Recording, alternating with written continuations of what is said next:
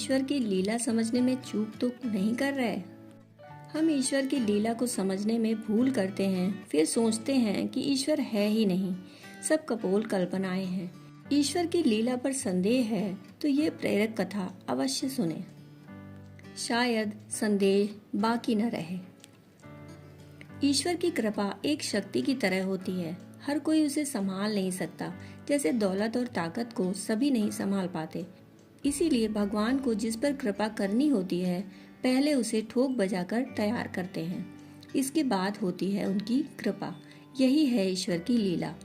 तो यदि सब कुछ अच्छा करने के बाद भी जब हमारे काम बिगड़ते जा रहे हों, तब भी भरोसा मत छोड़िए, बल्कि यह समझिए कि शायद ईश्वर ने हमारे लिए कुछ बेहतर सोचा होगा। अच्छे कर्म कभी भी बेकार नहीं जाते, उनका फल मिलता ही है। अच्छे कर्म करते हैं तो धैर्य भी रखिए, तत्काल फल की आशा में बेचैन ना हो। ईश्वर चाहते हैं कि इसे आप उनके खजाने में कुछ दिन जमा करें, ताकि उस पर कुछ ब्याज बढ़ जाए और आपको ब्याज सहित लौट आए। यह है ईश्वर की लीला। इसी विषय पर है यह कथा। यह एक बहुत पुरानी बात है। किसी नगर के समीप एक जंगल में 3 वृक्ष थे। वे तीनों अपने सुख दुख और सपनों के बारे में एक दूसरे से बातें किया करते थे। एक दिन तीनों अपने सपने के बारे में चर्चा करने लगे।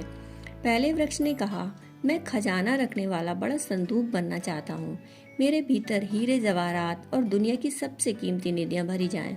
मुझे बड़े कलात्मक तरीके से सजाया जाए, नक्काशीदार बेल बूटे बनाए जाएं। दुनिया मेरी खूबसूरती को निहारे, ऐसा मेरा सपना है। दूसरे वृक्ष ने कहा, मैं तो एक विशाल जलयान बनना चाहता हूँ। बड़े बड़े राजा मुझ पर सवार होकर दूर देश की यात्राएं करें।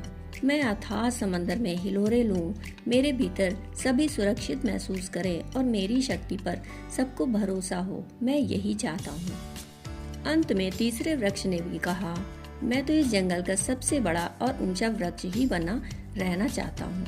लोग दूर से ही मुझे देखकर पहचान लें, वे मुझे देखकर ईश्वर का स्मरण करें और मेरी शाखाएं स्वर्ग तक पहुँचें। मैं संसार का सर्वश्रेष्ठ वृक्ष ही बनना चाहता हूँ। ऐसे ही सपने देखते देखते कई साल गुजर गए। उन्हें विश्वास था कि कभी न कभी एक दिन उनका सपना पूरा जरूर होगा। उन्हें ईश्वर की लीला की प्रतीक्षा थी। एक दिन उस जंगल में कुछ लकड़हारे आए।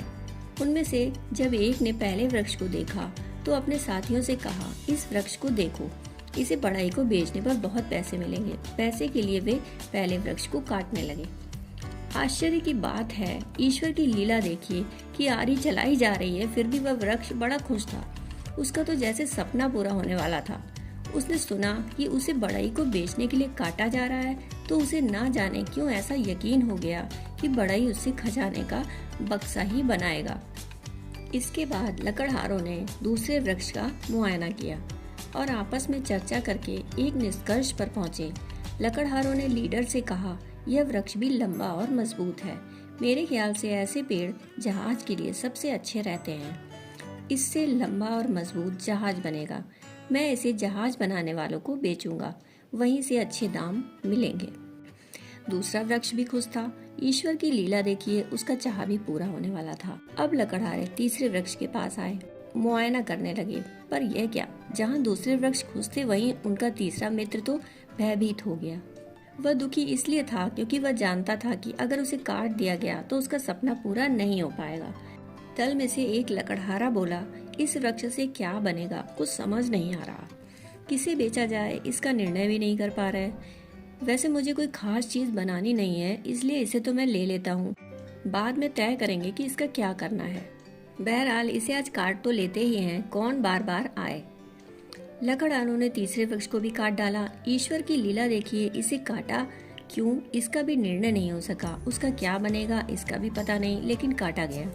वृक्ष कटकर आए तो बाजार में बिके भी। ईश्वर की लीला देखिए, पहले वृक्ष को एक बढ़ई ने खरीद लिया। उसने उससे पशुओं को चारा खिलाने वाला कठौता बनाया। कठौते को एक पशु गृह में रखकर उसमें भूसा भर दिया गया। बेचारे वृक्ष ने तो इसकी कभी कल्पना भी न की थी। वह क्या बनना चाहता था और क्या बन गया।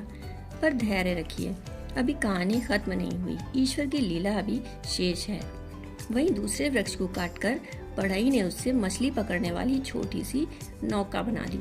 उसे पानी में तैरना था, सफर पर जाना था, पर छोटी सी डोंगी नहीं बनना था, मछली मारने के काम ना आना था। भव्य जलयान बनकर राजा महाराजाओं को घुमाने का उस वृक्ष का सपना भी चूर चूर हो गया। तीसरे वृक्ष के लिए तो काटने वाले ने भी कुछ तय नहीं किया था। फिर उसके सपने पूरे होने की आशा स्वयं उसे ही न थी, तो दूसरों को क्या होगी। उसे लकड़ी के बड़े बड़े टुकड़ों में काट लिया गया। टुकड़ों को अंधेरी कोठरी में रखकर लोग भूल गए। कुछ समय तक वह ऐसे ही पड़ा रहा, ईश्वर की लीला की प्रतीक्षा में। उसके भी दिन खुले। एक दिन उस पशुशाला में एक आदमी अपनी पत्नी के साथ आया।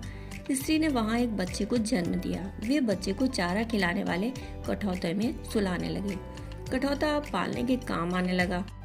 पहले वृक्ष ने स्वयं को धन्य माना कि अब वह संसार की सबसे मूल्यवान निधि अर्थात एक शिशु को आसरा दे रहा था।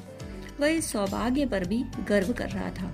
समय बीतता गया और सालों बाद कुछ नवयुवक दूसरे वृक्ष से बनाई गई नौका में बैठकर मछली पकड़ने के लिए गए। उसी समय बड़े जोरों का तूफान उठा। नौका तथा उसमें बैठे युवकों को लगा कि अब कोई भी जीवित नहीं बचेगा। एक युवक नौका में निश्चिंत सा सो रहा था। उसके साथियों ने उसे जगाया और तूफान के बारे में बताया। वह युवक उठा और उसने नौका में खड़े होकर उफनते समुद्र और झंझावाती हवाओं से कहा, शांत हो जाओ, और तूफान थम गया। यह देखकर दूसरे वृक्ष को लगा कि उसने दुनिया के परम ऐश्वर्यशाली सम्राट को सागर पार कराया है। ईश्वर की लीला से वह संतुष्ट और प्रसन्न था। तीसरे वृक्ष के पास भी एक दिन कुछ लोग आए। ईश्वर की लीला देखिए। उन्होंने उसके दो टुकड़ों को जोड़ा और एक घायल आदमी के ऊपर लाद दिया। उस घायल व्यक्ति को कहा गया कि इसे खींच कर लिए चले। ठोकर खाते गिरते पड़ते वह आदमी घिसटता जा रहा था। उस आदमी के दर्द का लोग आनंद लेते रहे। सड़क पर तमाशा देखती भीड़ उसका अपमान करती रही। उस लकड़ी को खींचते रक्त में सने व्यक्ति जब रुके, तब सैनिकों ने लकड़ी के सलीब पर उनके हाथों पैरों में कीलें ठोक दी। उन्हें पहाड़ी की चोटी पर खड़ा कर दिया। वृक्ष स्वयं पर रो रहा था। ऐसे विभत्स कृत्य में उसका उपयोग हो रहा है, यह सोचकर वह दुखी था। वह बार बार ईश्वर को कोस रहा था। वह मन में कहता जाता, ईश्वर तो है ही नहीं, ईश्वर तो है ही नहीं। यदि होता तो ऐसा अत्याचार होता, सहन न करता, मुझे इस पाप में भागीदार न बनाता।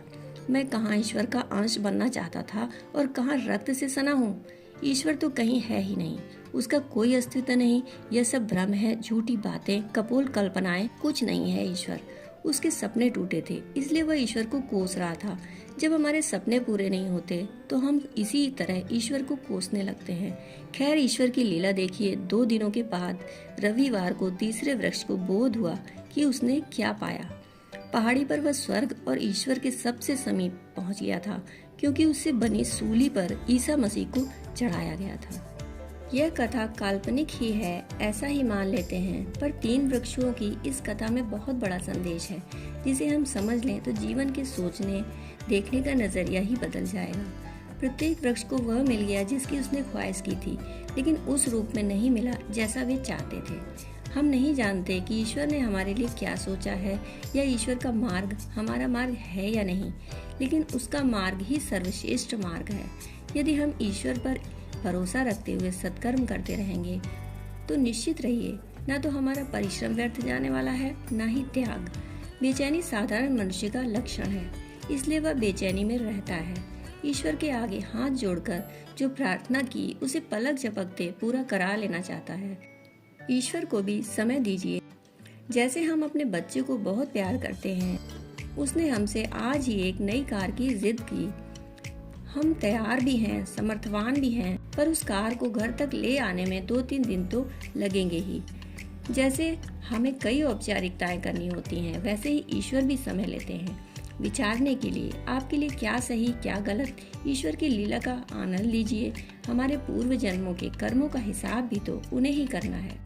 कहानी सुनने के लिए आपका बहुत बहुत आभार।